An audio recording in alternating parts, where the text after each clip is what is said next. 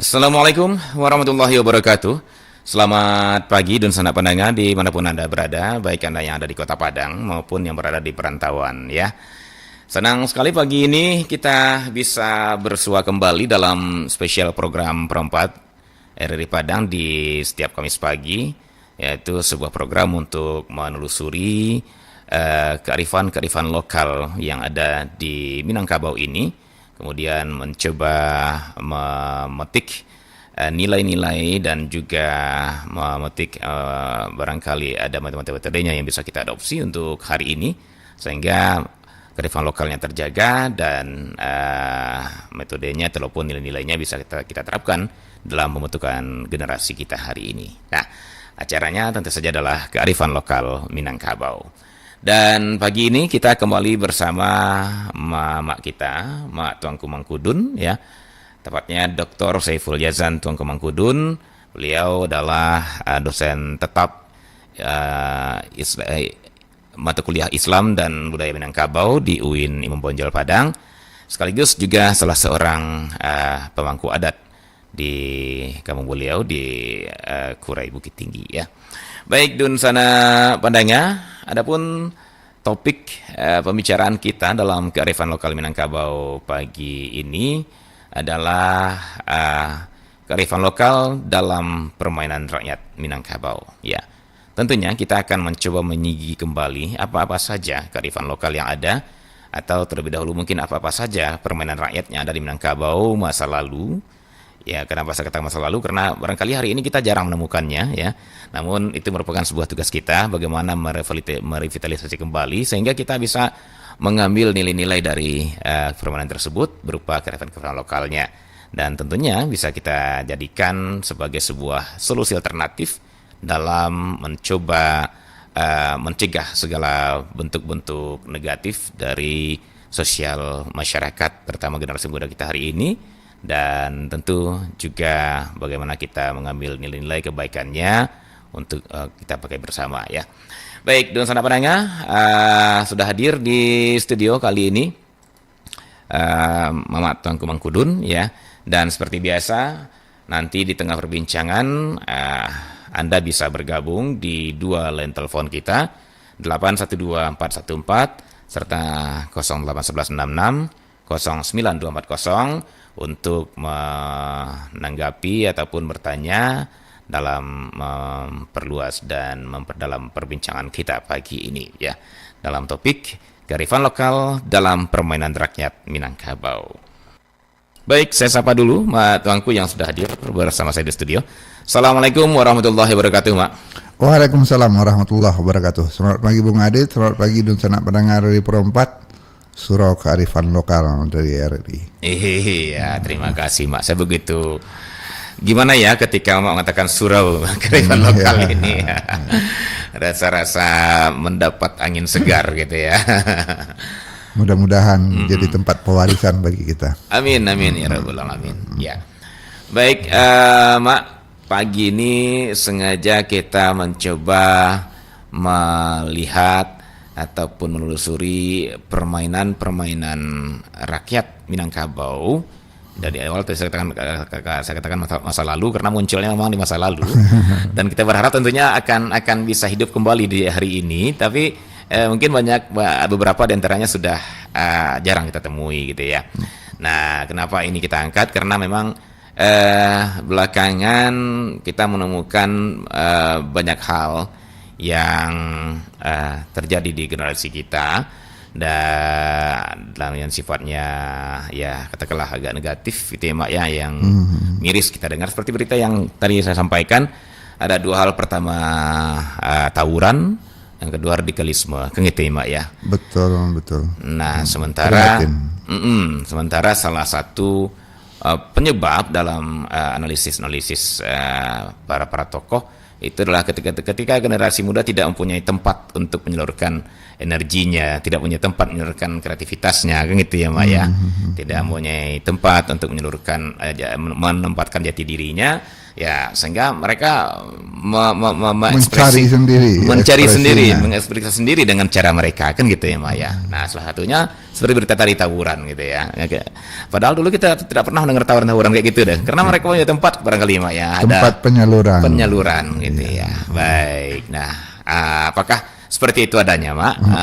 Seperti prolog yang saya sampaikan, atau itu hanya sebuah asumsi saja? Barangkali yang Mak bisa jelaskan. Ya, baik, Mak. Silakan, Mak, dengan kearifan lokal dalam permainan rakyat Minangkabau ini, Mak. Baik, terima kasih Bung Adit. Ya, kita dalam kerangka besar tentang Undang-Undang Pemajuan Kebudayaan ada 10 objek pemajuan kebudayaan. Kita sudah bahas tentang tradisi lisan, kemudian kita sudah bahas yang kedua itu tentang manuskrip. Nah, hari ini kita mencoba membahas tentang permainan rakyat. Nah, kebetulan tadi berita yang Bung Adit sampaikan tadi itu memprihatinkan sekali. Rasanya ada relevansi yang akan kita bicarakan ini. Permainan rakyat, untuk apa dihadirkan oleh nenek moyang kita permainan rakyat itu? Mungkin kita coba telusuri dulu bentuk-bentuk permainan rakyat itu dan apa relevansinya dengan keadaan sekarang. Kalau di Minangkabau, permainan rakyat itu ada yang dilakukan di rumah gadang dengan anak-anak yang masih balita atau yang di bawah 7 tahun. Ada yang di halaman, ada yang di surau. Ya, sama dengan tempat pendidikan. Nah, permainan-permainan itu disesuaikan dengan umur atau usia mereka. Mulai dari di rumah gadang ketika mereka baru pandai berkata-kata, baru pandai bergerak sedikit, tidak terlalu punya energi yang besar. Ketika sudah turun ke halaman, energinya sudah lebih banyak. Nah, permainannya juga lebih menyita tenaga, menyita energi. Bahkan permainan itu ada yang sampai malam hari. Nah, contoh permainan di rumah gadang misalnya, di atas rumah dengan anak-anak itu isinya adalah permainan keterampilan tangan dan keterampilan matematik atau permainan berhitung. Ada di sana permainan congkak. Kalau di Jawa namanya dakon atau congklak. Kita semua tahu itu congkak itu. Ada sebuah wadah yang berbentuk perahu. Ada lubangnya 14 yang kecil, 2 yang besar. 7 kalau tidak salah itu. Dan itu latihan menghitung sebenarnya, keterampilan menghitung bagaimana agar setiap buah itu masuk ke rumah gadangnya. Jadi di ujung perahu tadi itu ada 2 rumah gadang untuk pihak yang pertama, rumah gadang untuk yang kedua. Nah, lalu dicicilkanlah buah itu. Biasanya memakai kerang itu Bung Adit, kuciang-kuciang kalau tidak salah namanya itu. Atau juga dipakai dengan batu kerikil. Nah, di sana dilatih keterampilan berhitung, keterampilan matematis, sekaligus kelincahan kinestetis tangan anak. Nah, kalau congklaknya tidak ada, yang dalam congkaknya itu tidak ada yang permanen, dibuat lubang di tanah. Nah, yang sejalan dengan itu, yang masih permainan tangan itu untuk perempuan ada namanya main simbang atau main bola krekel. Jadi 1 bola dilempar, 7 bola krekel di bawah dimainkan. Biasanya yang anak perempuan itu. Nah, masih di rumah gadang juga ada permainan khusus untuk anak-anak, itu permainan teka-teki atau permainan sambung kata. Nah, ujungnya nanti itu keterampilan anak-anak itu untuk berkata-kata. Nah, sampai latihan menyambung pantun. Seperti yang ada di RI Pro 4 ada kata Bajak dalam pantun kata Bajak dalam pantun itu adalah lanjutan dari permainan rumah gadang sambung kato atau takok taki. Nah, Kemudian ketika anak-anak itu sudah turun ke halaman, nah permainannya meningkat. Keterampilan fisik atau kinestetis itu dalam bentuk permainan tali, main tali melompat, sampai ada main lore namanya, buat kotak-kotak di tanah, meloncat dengan satu kaki, dengan dua kaki, dengan kecepatan untuk merebut sekian ruangan. Nah, makin besar seorang anak itu permainannya makin menuntut energi. Kalau sudah main lore, main tali, mereka mulai main yang agak merebut energi. Ada main galah namanya. Kalau dalam bahasa Indonesia gobak sodor itu. Ada dua pihak yang bertanding untuk melewati satu pihak yang menjaga. Masih dalam permainan fisik itu ada sepak tekong, ada lakon semba namanya. Satu pihak menjaga, satu pihak yang berlarian untuk ditangkap. Nah, atau keterampilan untuk bersabar seperti permainan cik manci atau mancik jukuciang. Jadi ada yang menjaga, ada yang sembunyi. Nah, ini semua adalah permainan rakyat untuk membentuk kepribadian anak. Baik kepribadiannya untuk siap menerima orang lain yang berbeda atau lawan tanpa harus menimbulkan emosi, harus ada kesabaran. Kemudian keterampilan matematis dan keterampilan fisiknya, kinestetisnya dilatih. Dan yang paling penting adalah keterampilan sosial ketika mereka harus berkelompok dan menjaga aturan main. Nah, inilah yang berkembang di Minangkabau sampai ada yang ada hukumannya dalam tanda petik. Misalnya main patok lele atau main kampar gitu.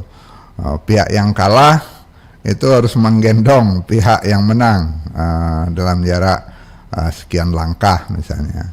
Nah, ini permainannya ya keterampilan, ya permainan fisik, karena harus menggendong lawan yang menang, dan permainan kesabaran, pengakuan terhadap lawan tanpa harus ada emosi. Mereka gembira di sana. Nah, peralatannya juga tidak peralatan yang mahal-mahal, peralatan yang bisa dibuat sendiri oleh masyarakat di Minangkabau. Masyarakat kelas apapun bisa membuatnya. Nah, ketika keterampilan mereka meningkat, mereka membuat permainan yang membutuhkan alat yang dibuat. Ada yang dibuatnya badia balansa namanya, seperti bedil beneran dari bambu. Bambu itu dibuat pendorongnya, dan biasanya pelurunya itu dari putik jambu itu. Kalau ditekan karena ada tahanan udara dalamnya, dia meletus, bunyinya seperti letusan bedil. Badia balansa namanya. Nah, itu makin besar anak, permainan itu meningkat menjadi pertandingan membuat badia-badia batuang namanya, untuk memeriahkan hari-hari besar. Biasanya kalau menjelang bulan puasa mereka membuat badia batuang untuk apa? Untuk membangunkan orang sahur biasanya. Iya, betul. Kemudian ada keterampilan yang lebih halus, membuat layang-layang. Latihan membuat layang-layang, memainkan layang-layang. Nah, itu semua arahnya adalah pembentukan kepribadian, pembentukan keterampilan kinestetis tangannya, dan permainan logika. Di samping juga kecerdasan sosial ketika mereka harus bersaing dalam dua kelompok, menyalurkan energi mereka yang berlebih. Nah, ketika mereka meningkat semakin dewasa dan mereka diserahkan ke surau untuk tinggal di surau bagi laki-laki, itu permainan itu meningkat menjadi olahraga.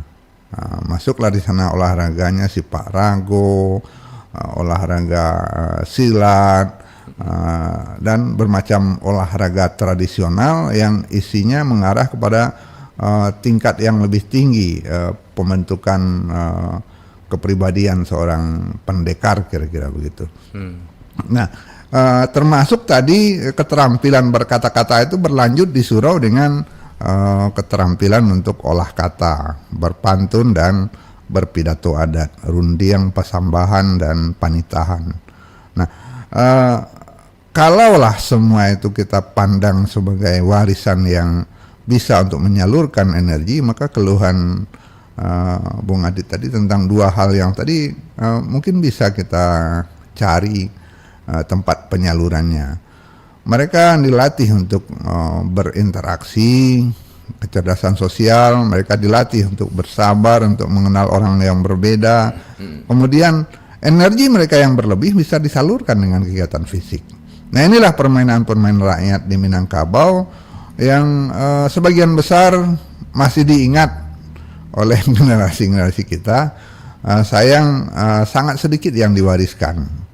Anak-anak sudah tidak mengenal lagi tempat penyaluran energinya, seperti main lakon semba atau main patok lele atau main cik mancik yang bisa menguras energi.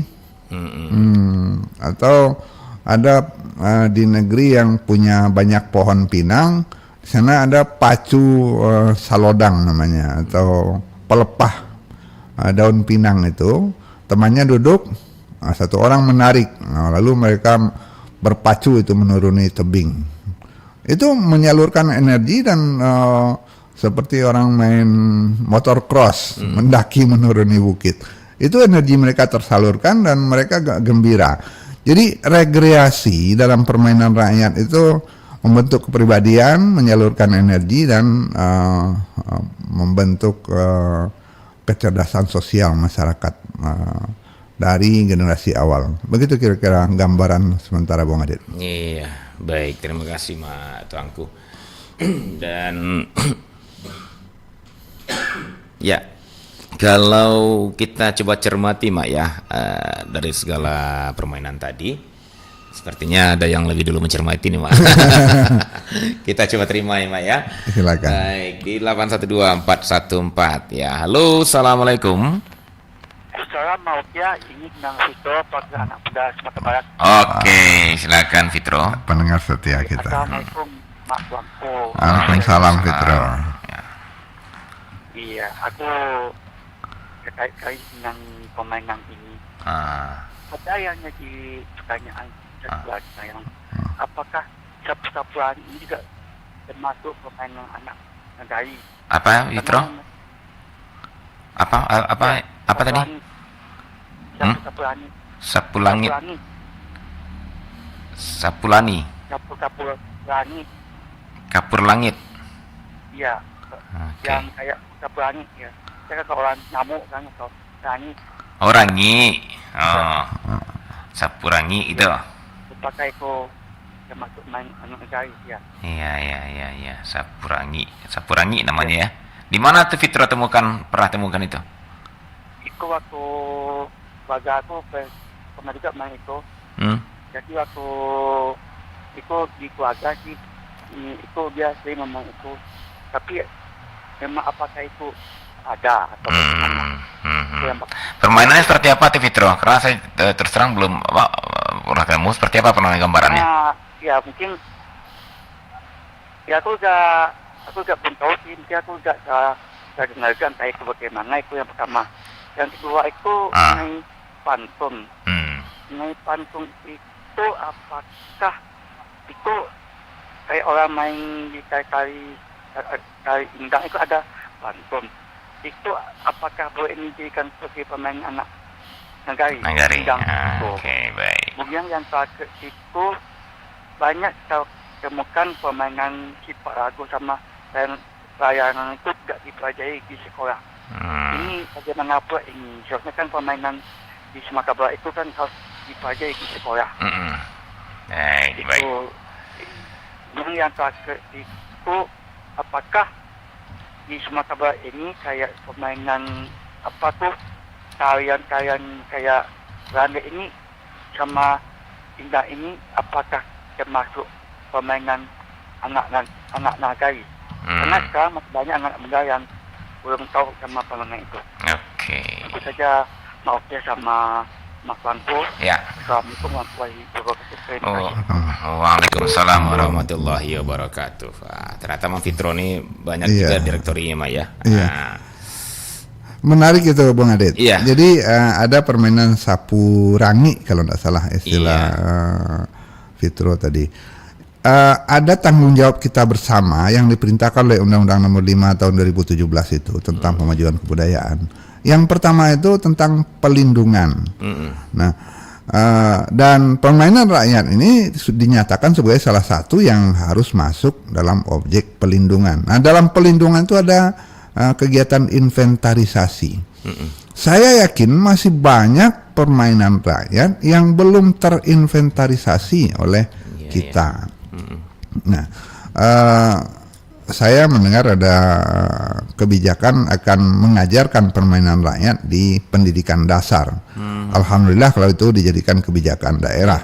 Ya, karena kita sangat yakin dalam undang-undang itu landasannya kuat. Pemajuan kebudayaan dengan objek permainan rakyat itu adalah pembentukan kepribadian dan keutuhan budaya bangsa, bukan hanya untuk rekreasi bagi peserta didik, tapi juga untuk pembentukan jiwa toleransi, seperti yang Bung Adit keluhkan dalam berita tadi itu. Ketika anak-anak itu sudah berinteraksi dalam permainan bersama, maka saya pikir sapu rangi itu salah satu permainan rakyat yang mirip dengan lakon semba yang saya beri istilah tadi. Ada dua kelompok yang harus mengalahkan kelompok lain dan memasukkannya ke sebuah benteng. Nah, kalau di daerah lain namanya permainan benteng itu. Dibuat pagar dengan garis di tanah atau ditandai dengan sendal atau batu. Nah, ini benteng ini. Kelompok Anda sekarang menjadi penjahat, Anda di luar benteng, kami adalah para polisi yang harus menangkap Anda. Kira-kira begitu gambarannya Bung Adit. Jadi kalau mereka ada 10 orang, 5 orang jadi penjaga benteng, 5 orang jadi penjahat yang harus ditangkap, dikejar itu sampai tertangkap. Biasanya terpegang saja dia sudah mengaku kalah, ya dia sudah tertangkap, maka dia dimasukkan ke benteng. Kalau 5-5-nya penjahat itu sudah tertangkap, maka 5 orang polisi itu berganti peran menjadi penjahat yang lari, menjadi rangi yang di luar benteng. Nah, 5 orang ini menjaga benteng untuk menghindari disemba oleh rangi yang di luar. Kan 5 orang itu berlari sekeliling benteng untuk menyambar temannya yang sudah dikurung dalam benteng. Nah, jadi ada 3-4 orang yang menjaga benteng, 1 yang mengejar.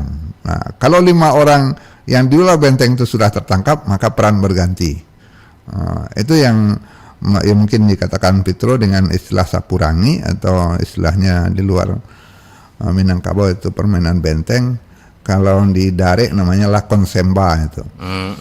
Ini benar-benar menguras energi karena makin banyak penjahat di luar benteng, yang di dalam benteng cuma 1 orang baru tertangkap. Menjaga agar tidak disemba oleh penjahat di luar itu, maka para polisi yang menjaga benteng itu harus mati-matian itu.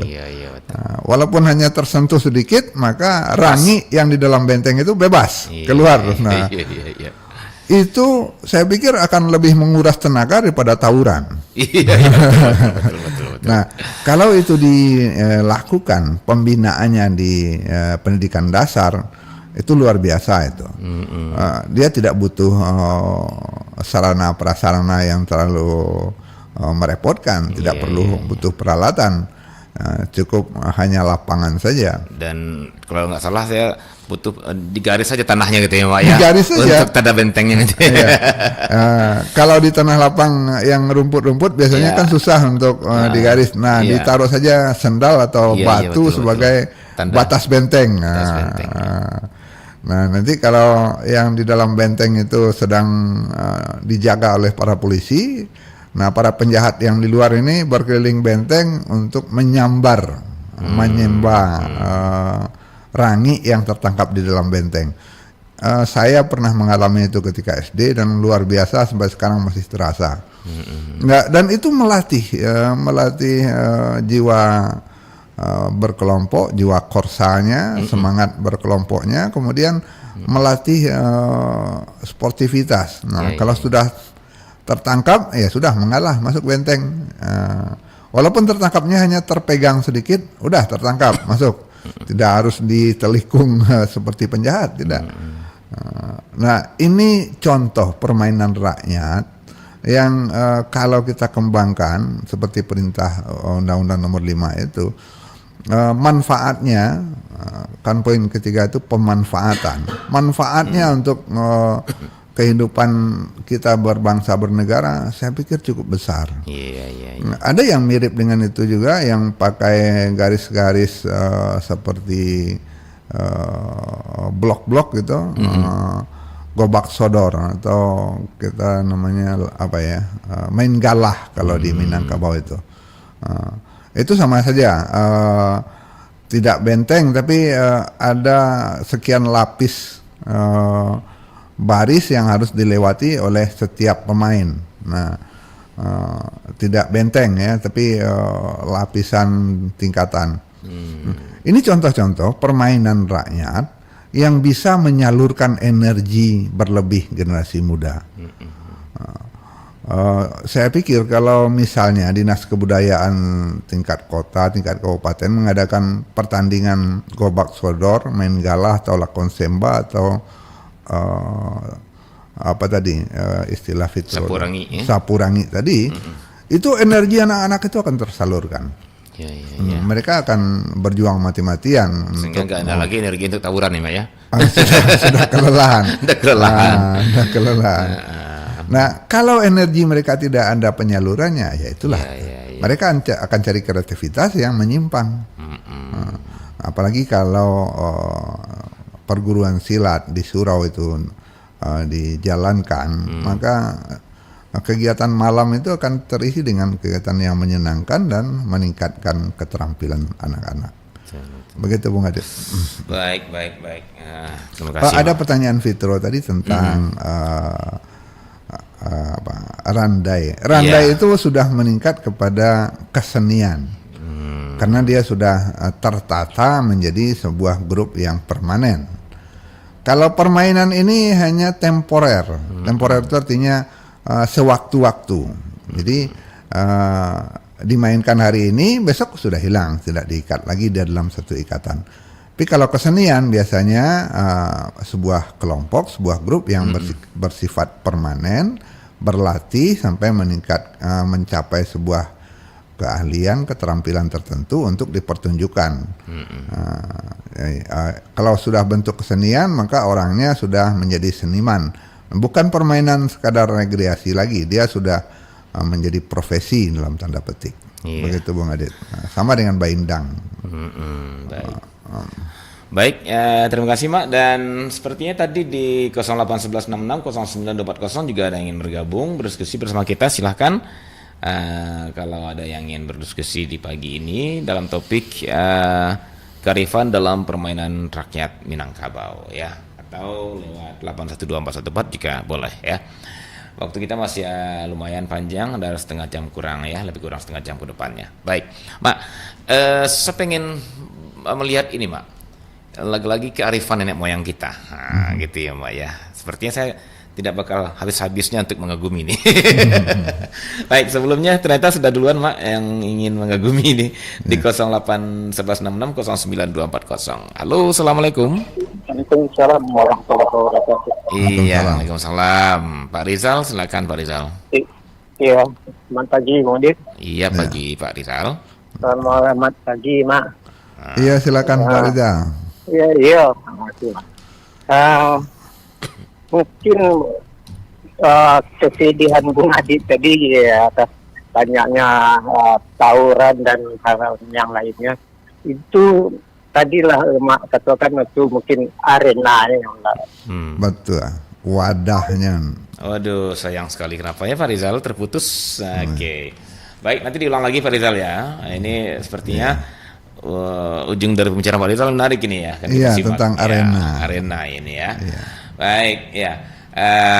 Dan kenapa mungkin ya sekilas aja barangkali sebagai tambahan aja barangkali saya melihat setiap developer di perumahan itu diharuskan menyediakan fasum memang ya. Iya, undang-undang Fasilitas memerintahkan fasilitas umum itu harus ada. Harus ada untuk anak-anak bermain tadi Mak ya. Iya, untuk masyarakat menyalurkan energinya baik untuk bersama secara sosial atau untuk olahraga. Iya.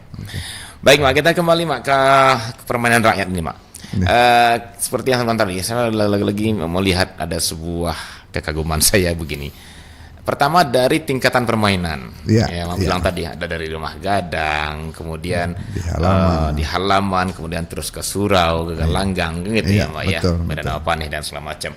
Nah di sini saya melihat apakah permainan itu jangan-jangan bukan hanya sekedar apa istilah tadi rekreasi ya Mak ya, rekreasi dari rutinitas generasi waktu itu ada di kesehariannya, tapi juga saya melihat ada unsur-unsur pendidikan di sana, kemudian ada unsur-unsur pengembangan intelektualitas juga gitu ya Mak ya.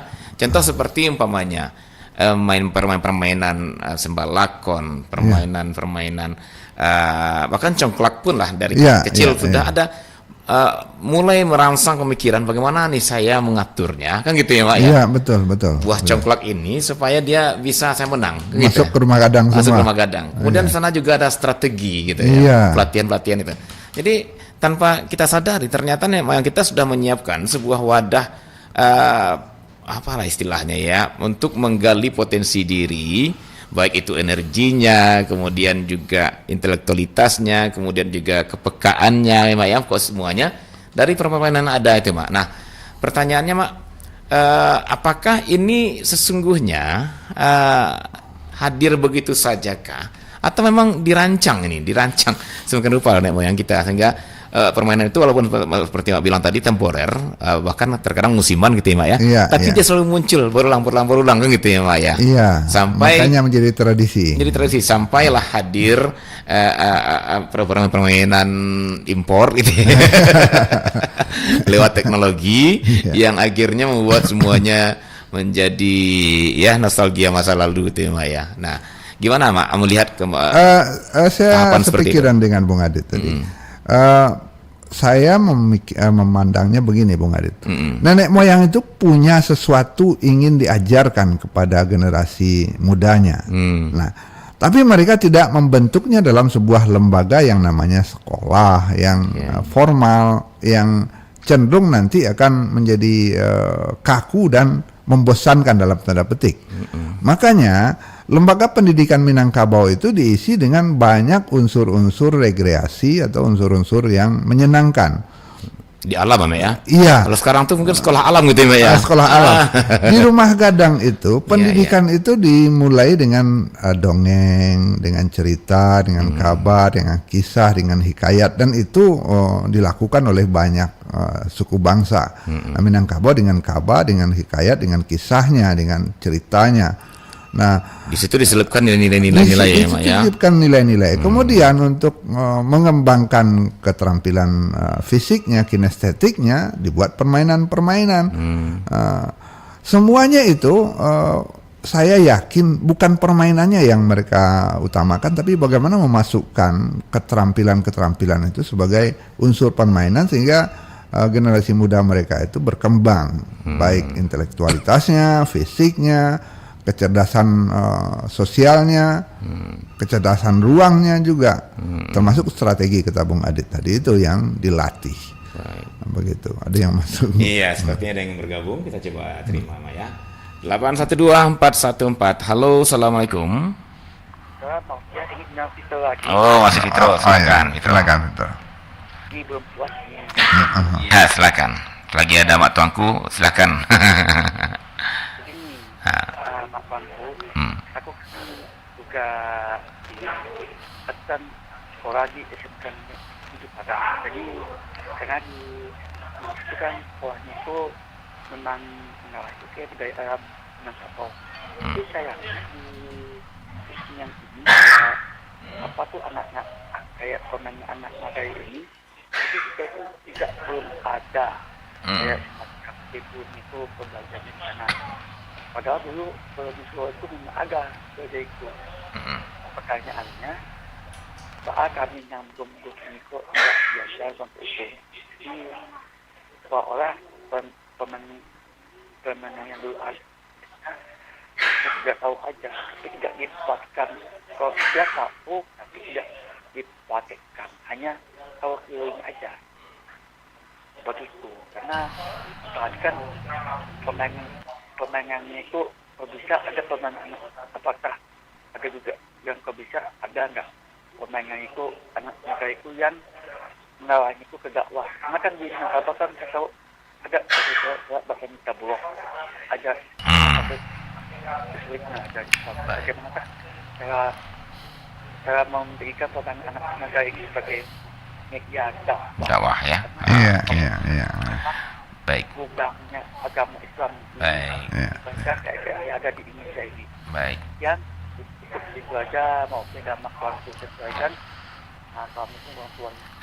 Waalaikumsalam warahmatullahi wabarakatuh. Fitro ya, Fitro. Baik. Nah ini yang tadi Mak di 0811 barangkali kita coba terima gabung Mak ya. Ya. Halo, assalamualaikum warahmatullahi wabarakatuh. Waalaikumsalam warahmatullahi wabarakatuh. Tak putus ya. Baik. Nya semalakon Mak Pak Rizal. Iya. Itu balakon. Iya. Silakan Pak Rizal. Oke, Mas. Dulu waktu kamu masih mengaji di surau, itu permainan banyak di surau. Iya. Nah, contohnya dulu awal kan pas pecahin sawah. Iya. Nah, itu main tak-takuan memang ditukar kain sawah.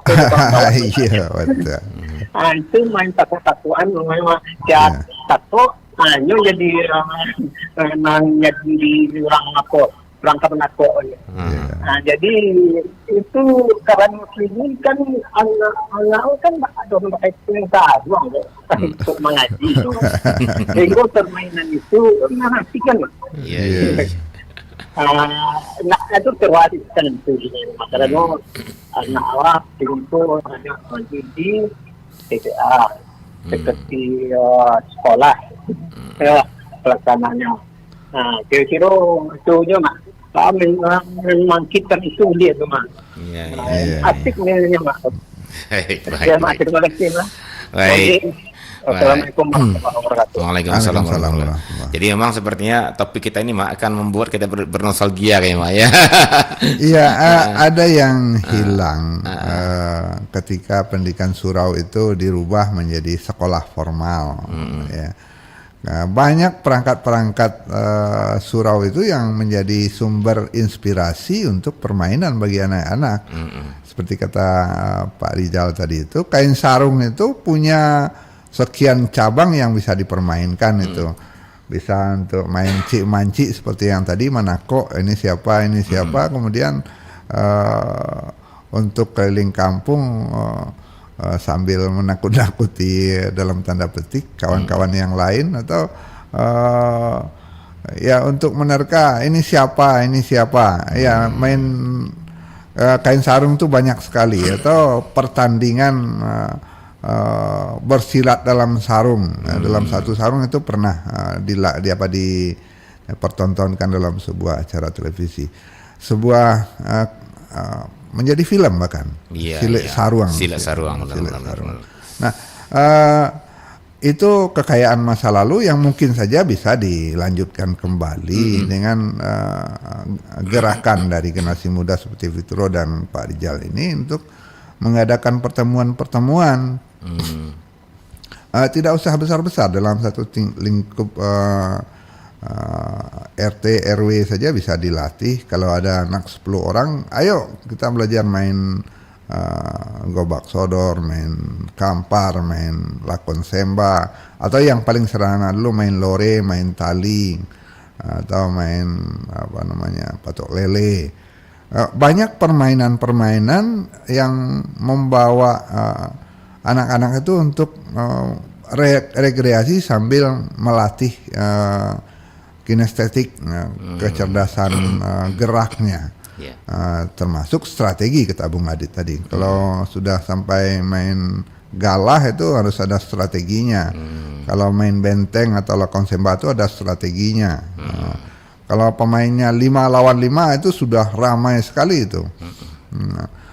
Kemudian ada keterampilan-keterampilan yang bisa dilatih, belajar membuat kinci, membuat tangguh, membuat jaring, membuat layang-layang.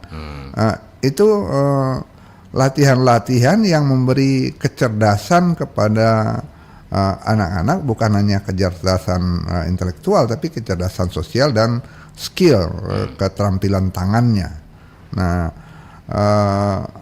harus ada penggerak memang. Penggerak itu dituntut oleh Undang-Undang Nomor 5 2017, bukan hanya pemerintah, tapi juga bisa lembaga masyarakat, pemuda, organisasi di lingkungan, termasuklah para tokoh-tokoh kita di tiap lingkungan, di RT, di RW itu.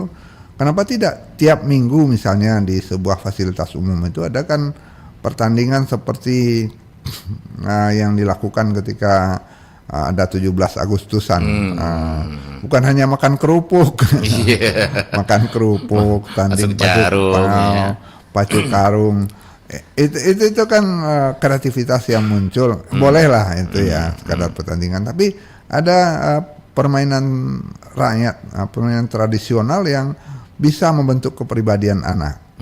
Nah itu yang dituntut undang-undang. Yang pertama memang harus ada pelindungan dulu. Pelindungan itu artinya apa? Diinventarisasi, kemudian di data bagaimana aturan dan bentuk permainannya, sehingga kita punya database tentang permainan rakyat Minangkabau. Sampai sekarang saya membaca beberapa skripsi dari jurusan seni, itu sudah ada sekitar 47 permainan rakyat Minangkabau yang terdata. Hanya yang dikembangkan sebagai bahan pendidikan dasar belum ada.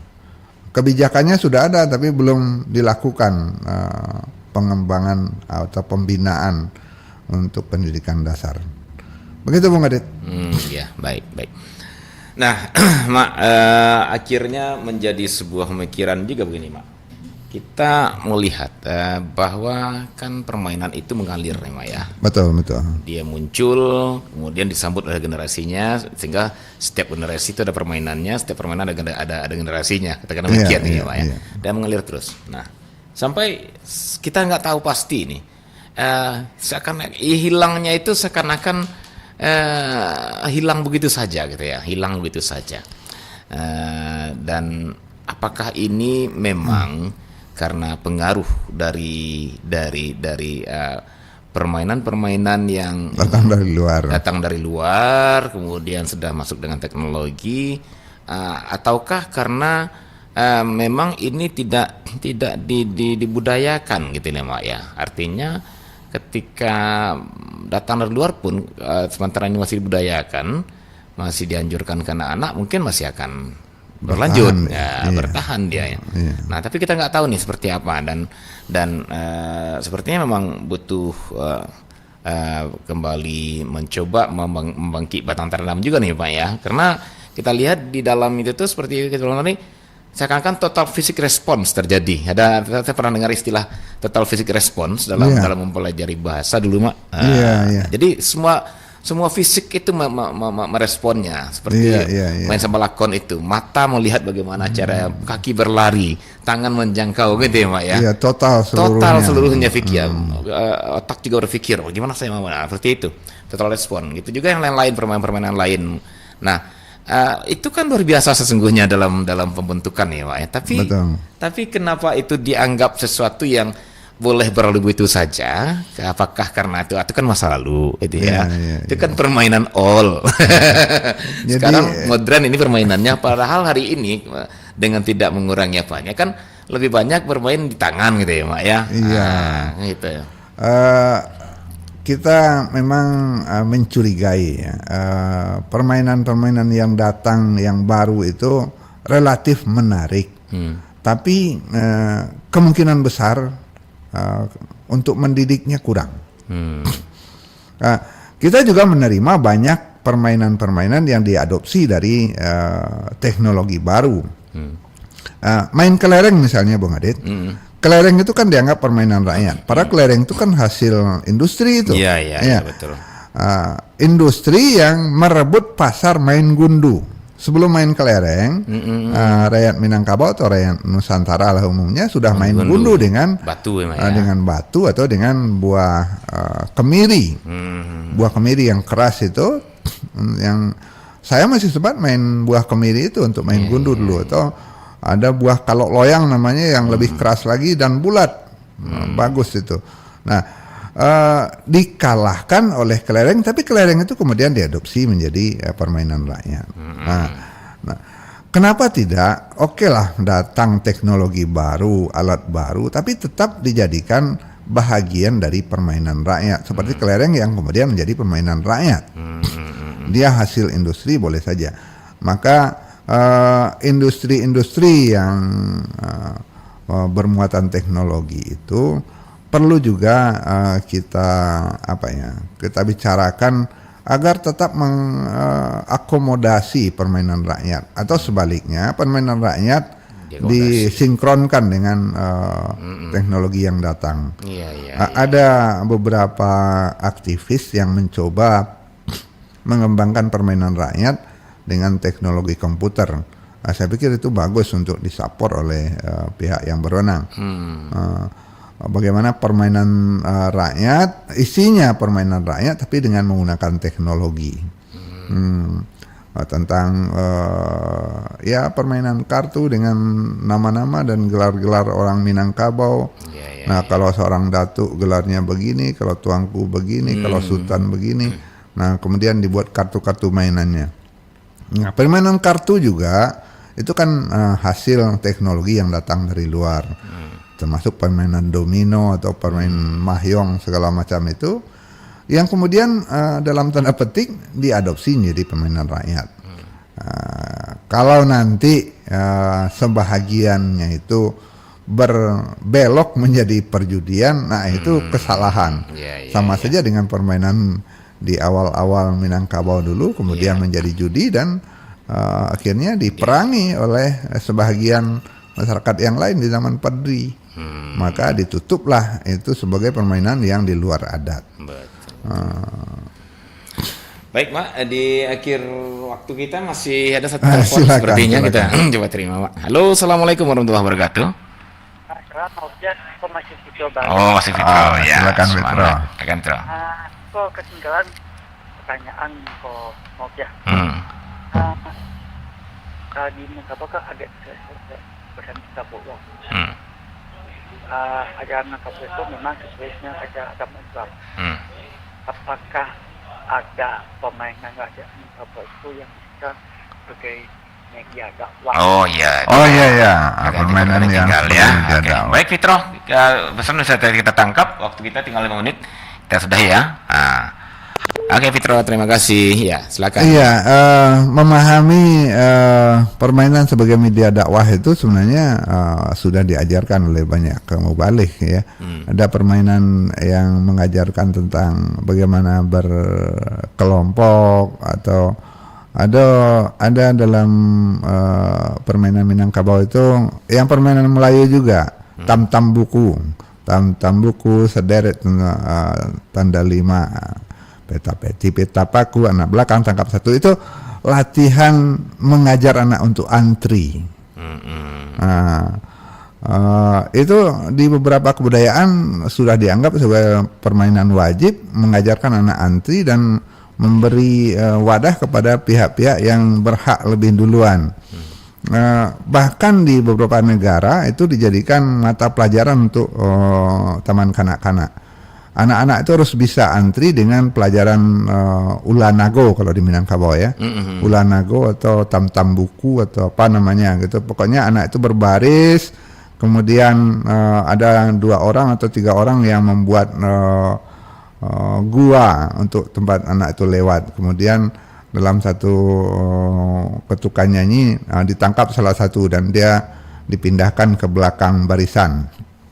Nah ini latihan-latihan untuk mengajarkan anak menghargai orang lain.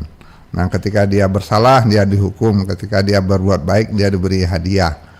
Nah, ini kan media untuk mengajari anak, untuk memahami orang lain. Itu media dakwah pada dasarnya. Ya, media dakwah untuk saling mengenali orang lain. Bahkan ada mengajarkan cara memperlakukan orang tua, min le-lean kalau di Jawa itu, kalau di Minangkabau min le-lean ya barangkali. Bermain peran menjadi orang tua, peran menjadi anak, peran menjadi ibu, peran menjadi bayi. Nah, itu bisa dijadikan media dakwah. Banyak permainan-permainan rakyat itu yang bisa dijadikan media pembelajaran dan media untuk menyampaikan ajaran-ajaran Islam. Ada yang sudah membuatnya dalam bentuk permainan pakai kartu-kartu, misalnya kalau dia mencabut sebuah kartu, coba sebutkan hadis tentang berbuat baik kepada orang tua. Itu dikembangkan dari teknologi baru. Saya pikir bisa, tinggal kita mengambil caranya, metodenya. Intinya bagaimana kita menjemput kembali ruh-ruh dari permainan itu ya, Pak ya? Iya. Sepertinya dia menyenangkan, dia rekreatif, tapi di dalamnya ada pesan. Pesan pendidikan, pesan dakwah, dan keterampilan kinestetik, logik, dan mekanik dari manusia. Baik, Pak. Ada satu kata yang terselip tadi yang ingin saya kejar adalah persoalan diajarkan. Nah, kan gitu ya, Mak ya. Iya, betul. Bahwa selama ini kita menganggap kan permainan itu hadir begitu saja, seperti saya bilang tadi. Tapi ketika dia bisa dikalahkan, gitu ya, Mak ya. Betul. Kan boleh dibilang sekarang dikalahkan itu ya, Mak ya. Dikalahkan oleh permainan-permainan yang katakanlah dianggap modern, kemudian dianggap teknologis, hasil impor. Nah, dikalahkan. Nah, ketika itu dikalahkan, nah itu kan karena terputusnya gitu ya, Pak ya, terputus pengetahuan di sana, tentu jawabannya adalah diajarkan. Nah, pertanyaannya bagaimana ini kira-kira strategi konkret yang bisa kita jalani, Pak, untuk ini kembali hadir dalam diajarkan kepada anak-anak ini, Pak? Apakah PAUD umpamanya bisa jadi satu wadah atau seperti apa, Pak? Silakan, Pak. Makasih, Bang Adit. Kita harus konsisten dengan perintah Undang-Undang Dasar bahwa negara ini harus memajukan kebudayaan. Kemudian sudah ada Undang-Undang Pemajuan Kebudayaan. Perintah lagi dari negara dalam Undang-Undang Nomor 5 tentang Pemajuan Kebudayaan. Dan permainan rakyat adalah satu objek yang diperintahkan untuk dimajukan. Nah, perintah itu bukan hanya untuk pemerintah tapi juga untuk masyarakat. Nah, perintah pemajuan permainan rakyat itu sebenarnya harus diimplementasikan dalam kebijakan pembelajaran baik di sekolah atau di luar sekolah. Kita masih menunggu bagaimana kurikulum untuk taman kanak-kanak itu bukan berhitung membaca, tapi kalau kita lihat di negara-negara maju itu anak-anak itu tidak diajarkan membaca menulis di taman kanak-kanak, apalagi di usia dini, di PAUD di bawah usia 4 tahun itu tidak boleh dipaksa mereka membaca menulis. Yang dilatih itu adalah keterampilan sosialnya, kecerdasan sosial dan kecerdasan kinestetiknya. Bagaimana dia memperlakukan orang lain, bagaimana dia membuang sampah pada tempatnya, bagaimana dia mencuci tangan sebelum makan. Itu keterampilan-keterampilan dasar yang harus dilatih dengan hal yang menyenangkan. Nah, itulah permainan. Nah, termasuk di rumah tangga. Kita sudah bahas dari awal tadi bahwa Minangkabau itu dari rumah gadang itu sudah diajarkan berbagai permainan, berbagai kegiatan yang menghibur, rekreasi untuk membentuk kepribadian anak. Wadahnya. Jadi saya sepakat dengan Bung Adit, harus ada konsistensi kita untuk menjalankan Undang-Undang Pemajuan Kebudayaan, khususnya permainan rakyat ini, mulai dari rumah tangga, mulai dari masyarakat lingkungan, dan tentu saja dunia pendidikan. Begitu, Bang. Sepertinya juga butuh kampanye nih, Pak ya. Nah, ini barangkali Surau Pro 4 memulainya, sudah memulai kampanye untuk permainan rakyat itu dijadikan muatan pendidikan di rumah tangga dan segala macam. Dan saya pikir datangnya permainan impor itu bukan mereka yang hebat, kita yang melupakan kehebatan kekayaan kita. Baik.